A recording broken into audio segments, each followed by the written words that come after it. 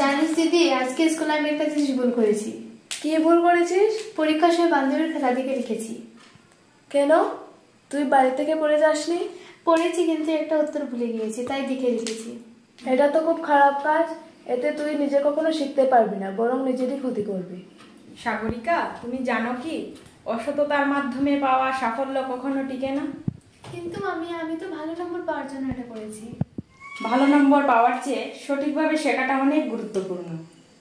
পরীক্ষায় ভালো ফল করতে হলে নিয়মিত পরিশ্রম করতে হবে, অন্যেরটা দেখে না। ঠিক বলেছো মামি। আমরা যদি পরিশ্রম করি, তার থেকে ভুল করার পরেও তার থেকে শিক্ষা নিতে পারবো, কিন্তু নকল করলে তার থেকে শিক্ষা নিতে পারবো না। এখন আমি কি করব মামি? তুমি স্কুলে গিয়ে তোমার শিক্ষকের কাছে তোমার ভুল স্বীকার করবে এবং সেই ভুলের জন্য ক্ষমা চাইবে এবং ভবিষ্যতে আর নকল করবে না।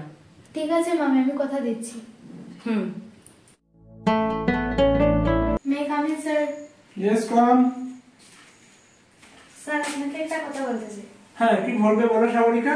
আমি গতকাল পরীক্ষার সময় বান্ধবীর খাতা থেকে লিখেছি, এটা আমার ভুল হয়েছে। আই এম সরি স্যার, আমি খুবই দুঃখিত।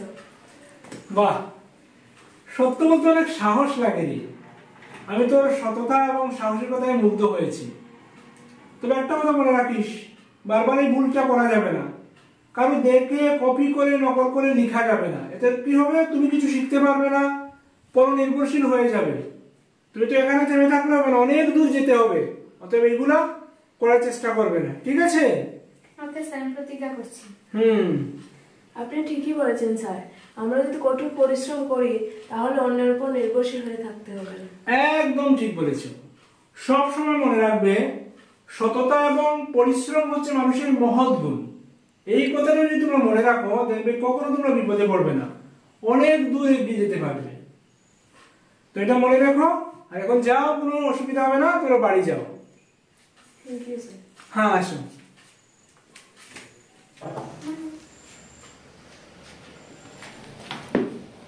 সাগরিকা, আজকে বিদ্যালয়ে কি হলো রে? আমি স্যারকে সব বলে দিয়েছি, আর উনি আমার প্রশংসা করেছেন। এখন থেকে আমি সৎ পরিশ্রমের উপর বিশ্বাস করব। দেখলি তো, সত্য কথা স্বীকার করলে মনটাও হালকা হয়। আমরা তোমাদের দুজনের উপর গর্বিত।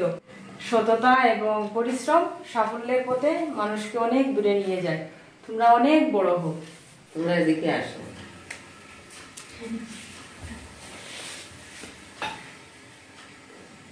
ভগবান তোমাদের মঙ্গল করুক। তোমরা মঙ্গল হোক।